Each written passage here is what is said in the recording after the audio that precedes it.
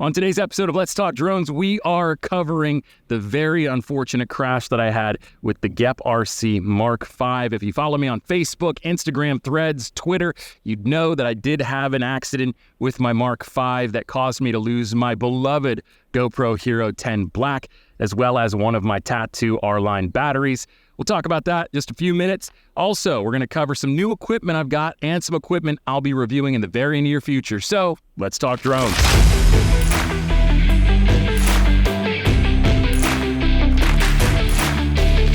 Hey, what's up? It's Chris, the Drone Geek, and welcome to another episode of Let's Talk Drones. We are remote. We're out in the field right now, and you may be wondering, well, why aren't you at that usual spot that you're remote at, Thompson Street Community Park? Well, there's a couple of reasons for that. First one is the community pool is open right now, and I've had problems in the past with people calling the police when I fly the drone near the pool while it's open.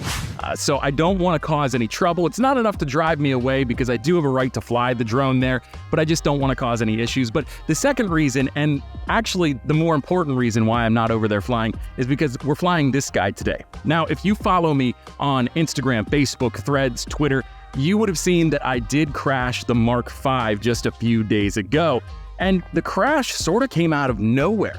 I was just flying in my backyard, trying to get a few laps in with the batteries. I wasn't pushing the drone super hard. I wasn't doing anything outside of what I felt this drone's capabilities would be.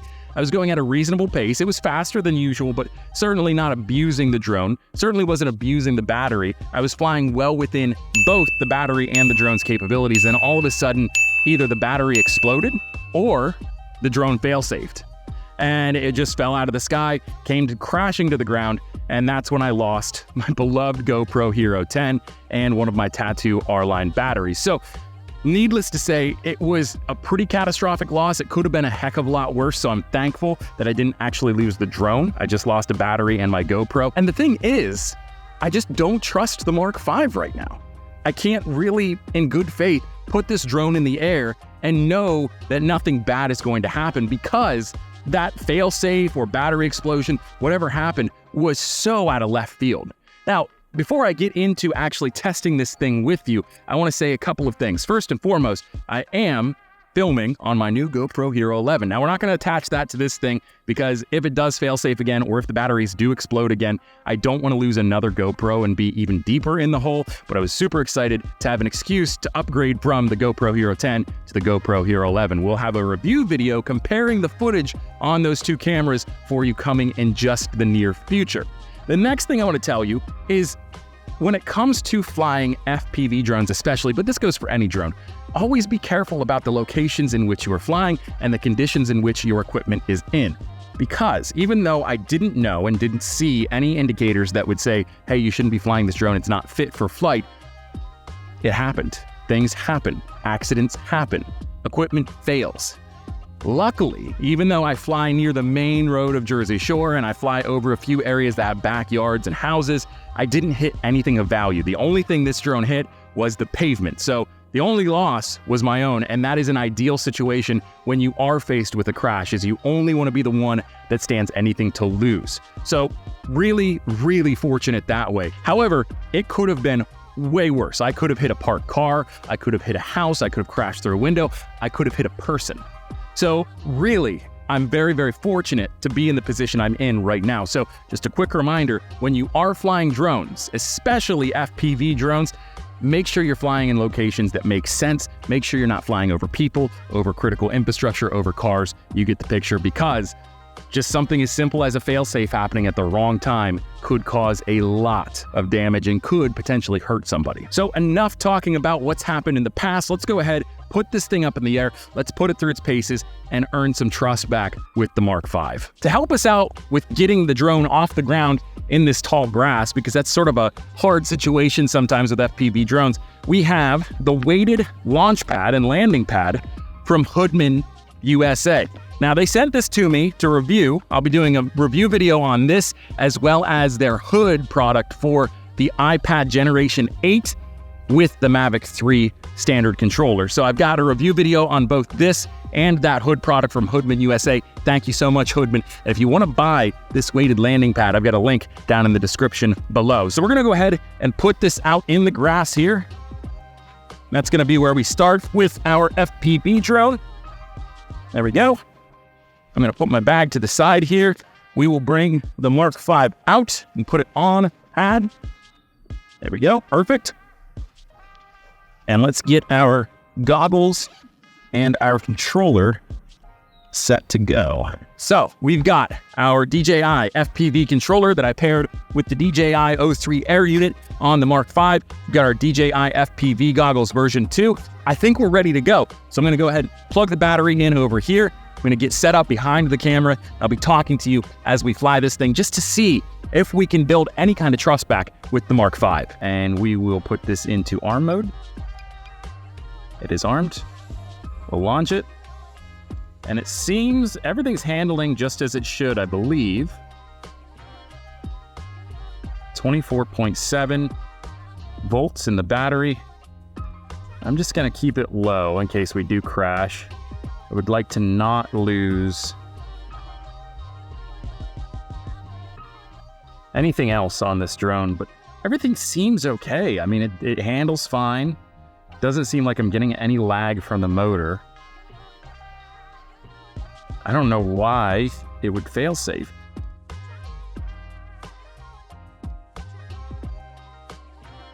I don't know, man. This is crazy. I guess let me try something a little different there. Nothing crazy. Like I said, I turned after the initial crash, I turned everything on again with a new battery. I didn't fly it. I was a little gun shy at that point. I'm sure you can understand. I'm also bummed out that I lost the battery and the GoPro, but it was definitely something I wanted to check on to make sure that the FC hadn't, the flight controller hadn't like fried, or the ESC hadn't fried. There were a few different things I wanted to make sure were still working, and it seems like everything is in working order. The only other thing I can think of besides like a failsafe because maybe too much amp draw or power draw off the battery is the temperature. Now, after the crash happened, I did look up online, you know, what the R-Line Tattu batteries were rated up against in terms of like the atmospheric temperature, as well as the actual drone itself. I wanted to just see what can this thing stand up against. And it said up to 104 degrees Fahrenheit. That's about 40 degrees Celsius. The day that I was flying was around 87, 88, 89 degrees, you know, just in the air. The only thing I can wonder is maybe I, pushed it a little too hard and the battery got up to that threshold and just gave out on me. I'm not 100% sure. It's a little cooler today. Air quality, sorry, I lost my train of thought there. The air quality is really poor right now. Actually, I don't want to be out here too much longer because the air quality is so bad, but I couldn't sit around and not get this thing out and test it because, I've been thinking about it a lot. What happened with my freestyle drone? I guess the only other thing I can do at this point is put it through its paces, do some stunts, go some acro. I'm not great at it. I do go a little higher in the air because I'm not great at it. So we're going to do that. Hopefully we don't lose signal and fail safe like we did again, or, have the battery explode. Whatever caused that crash to happen, I hope doesn't happen again because I'm running out of money. So, all right, let's go ahead. I'll shut up and let's take a look at some stunts and see what we can possibly do here. 3, 2, 1. Okay.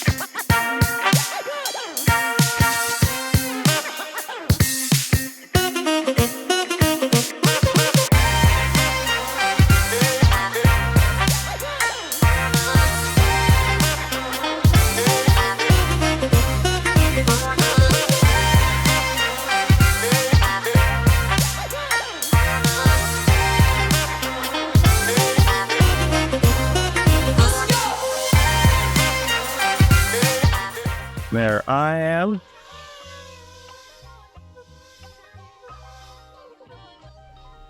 Let's see, can we get a good shot of this thing, how fast it can throttle up? Ready?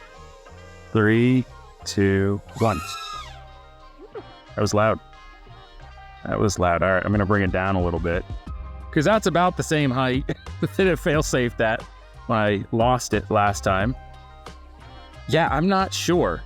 I've throttled up in a really choppy manner, trying to like make the power inconsistent, the power feed to the drone inconsistent. I've tried doing power loops, I tried doing front flips, I tried doing barrel rolls. Let's try a couple more, I suppose, just to see. We're at about 22.4 volts, which means we have just a little bit of time left here on this particular battery pack. So let's go ahead. Let's do another front flip. That's one of my favorites to do. I love that one. That's maybe my favorite trick. It's pretty easy, but it just, I don't know, there's something about it that feels cool. Let's go ahead and do a barrel roll. We'll take it up a little higher. I'm not good at those yet. I do okay for what I'm doing, but definitely not an expert, like I said. And let's do a power loop, I guess. This will be the real test, because this has the most battery draw off of it, arguably. Yeah, there you go. We had a little bit of sag there too. So I'm perplexed. I've run it through Betaflight. It didn't give me any kind of error. It didn't show me anything that would indicate there was a problem. The only thing I can think is it either fail-safed like it's supposed to, but you'd think that would show up on Betaflight. I'm not sure. Let me know down in the comments below if a fail-safe would show up on Betaflight. I was in mid-thought when I was telling you sort of how stumped I was with why this crashed before, and it cut me off. The GoPro turned off because it overheated and it couldn't stay on any longer. So the only thing that I can think of besides a fail-safe, which is entirely possible, is that my GoPro was too close to the butt end of the battery. Because it was so close, or perhaps even touching the butt of the battery, the heat from the GoPro leaned up against the battery and caused the battery to swell and then eventually explode, which then means I lose complete control of the drone because the battery can no longer provide the power necessary to keep the motor spinning. I'm still stumped. Those are my two conclusions. I either fail-safed and I don't know how to look at it in Betaflight, and that's what happened, or I guess, the battery got too hot on the base, exploded, ruptured, and that caused a loss of sufficient power for the drone. What do you think? I know I've only got so much evidence I can show you here, and unless you're there on site with me, it's really hard to know what could have happened. But if you've been flying FPV longer than I have, even if you haven't been flying longer than me, but that's just all you focus on and you know a lot more than me, let me know down in the comments below. It would be greatly appreciated. But again, big reminder, when you're flying FPV, stay away from crowds, from infrastructure, from anything that could get you in trouble with the FAA, because something as simple as a battery rupturing mid-flight or a fail-safe turning everything off in terms of the power on the drone can cause it to fall out of the sky. And again, I got very lucky that I didn't hit anybody except for the pavement.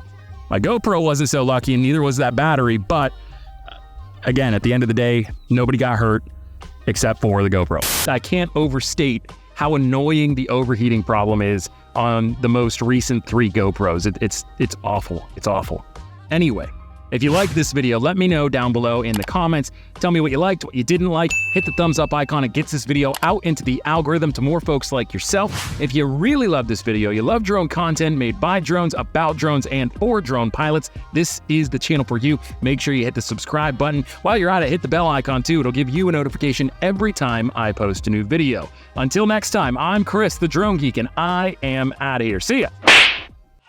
Yo, what you say? Steady screaming, YOLO, rockin' polo, we